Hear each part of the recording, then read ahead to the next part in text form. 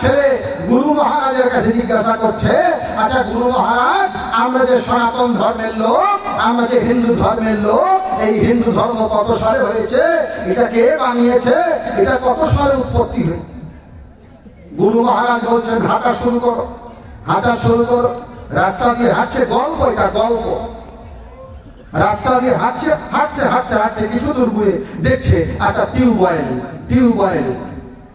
টিউবওয়েলের গোড়াতে সুন্দর করে একটা নাম ফলক বসানো আছে, আমি অমুক চন্দ্র রায়, আমার পিতামহ অমুক চন্দ্র রায়ের পুণ্য স্মৃতির উদ্দেশ্যে নলকূপখানি বসাইলাম, নাম অমুক চন্দ্র রায় আর সাল হলো অত লেখা আছে।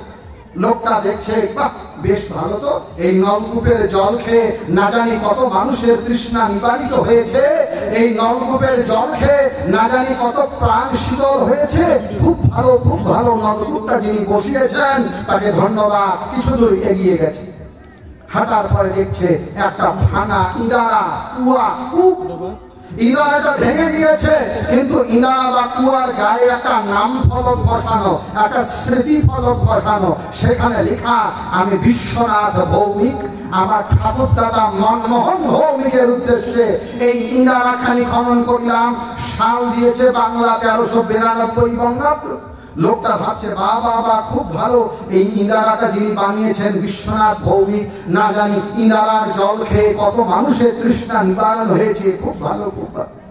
সামনে এগিয়ে গিয়েছে, কিছু দূর যাওয়ার পরে দেখছে সমুদ্র, সমুদ্রের অগাধ জলরাশি, বিস্তীর্ণ জলরাশি। এদিক ওদিক তাকিয়ে দেখছে সমুদ্রের গায়ে কোনো নেম প্লেট আছে কিনা, কোন নাম ফলক আছে কিনা, কোন স্মৃতি ফলক আছে কিনা, যে আমি অমুক চন্দ্র অমুক, আমার অমুকের উদ্দেশ্যে সমুদ্রখানি খনন করিলাম, এমন কোন ব্যবস্থা আছে কিনা। দেখছে কিছুই পাওয়া যায় না। সমুদ্রের জলেরও কোন ইতি নাই, অগাধ জলরাশি, বিস্তীর্ণ তরঙ্গ সমুদ্র। ও হা করে সমুদ্রের দিকে তাকিয়ে বলছে, ও সমুদ্র, তোমাকে কে খনন করেছে, কত সালে তোমার খনন হয়েছে? সমুদ্র গুরুগম্ভীর আওয়াজ দিয়ে বলছে, ওরে বোকা, আমাকে কোনো মানুষ খনন করে তৈরি করেনি। যবে থেকে এই বিশ্ব চরাচরের সৃজন হয়েছে, তবে থেকে আমি উৎপত্তি হয়েছি, এখনো আমি আছি, আর আমার এই সমুদ্র অনন্তকাল ধরে চলবে।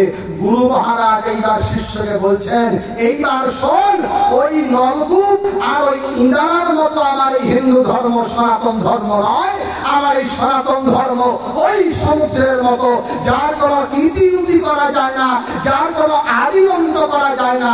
উহা অনন্তকাল ধরে আছে আর অনন্তকাল ধরে থাকবে, এর বিনাশ সম্ভব নয়। ভক্তমণ্ডলী, এই জন্য এই দৃঢ় বিশ্বাস নিয়ে আমাদের এগিয়ে যেতে হবে।